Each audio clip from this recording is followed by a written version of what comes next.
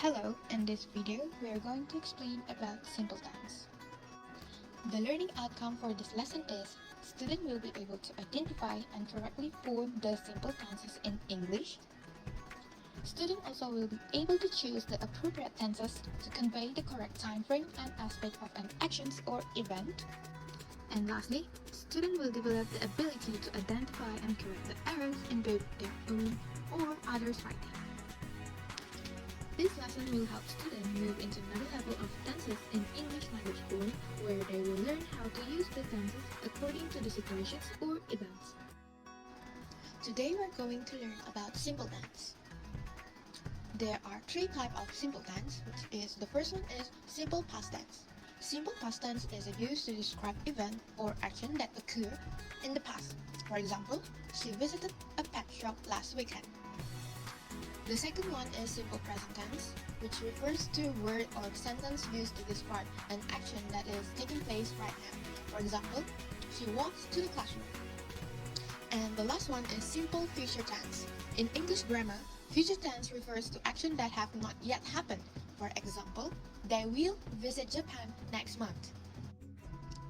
Simple past tense is a verb that used to describe actions, event, or condition that happened and were completed at a specific time in the past. It often used to narrate past events and describe past habit or routine, and it shows sequence of the past actions. There are some rules that learners need to know and master in order to use the simple past tense. The first one is the general rule, which is the word form of the verb plus ed. For example, we add ed at the end of the root word look to indicate it as a past action. The second rule is verb that end in e, which is verb plus ed. For example, ignite to ignited. The third one is verb that end in y. Here we change the y to I plus ed at the end of the word. For example, cry to cried. And for the last rule is some verb that end in d. We change the d to t. For example, built to build. Here are some tips when to use the simple past tense. The first one is to complete actions at the specific time in the past. The second one to narrate past event. And the third one showing sequence of the past actions. And the fourth one to describe the past state or conditions. And the last one is to describe an action that happened at a specific time or point in the past. Next, we will go into simple present tense. So what is simple present tense? Simple present tense indicates an action which happens in the present, but it is not necessary for actions to happen right now. Simple present tense indicates unchanging situations, general truths, scientific facts, habits, fixed arrangement, and also frequently occurring events.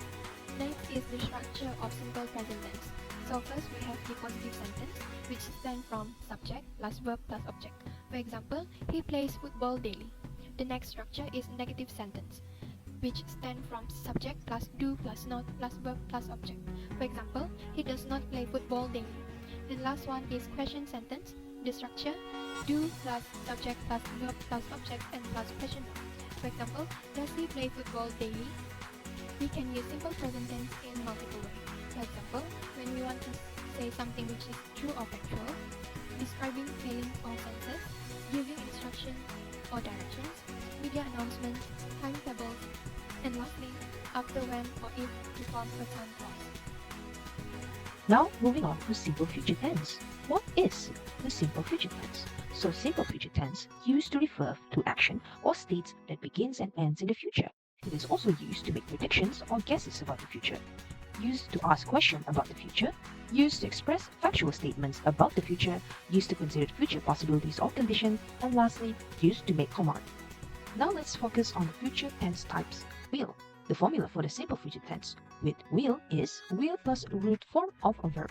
We can use will in a simple future tense to suggest that a person will do something voluntarily.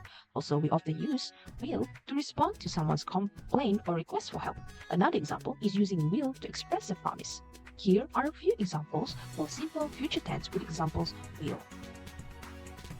Lastly, let's move on to the simple future tense be going to. The formula for this is m/is/are plus going to plus root form of a verb.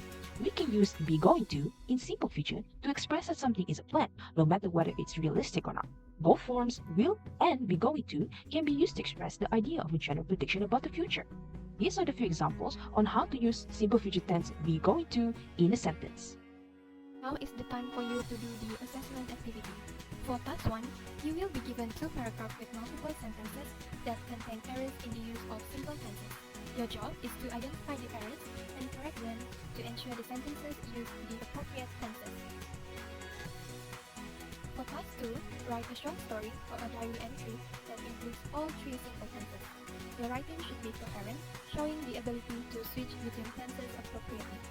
The length of the writing should be 8 to 10 sentences.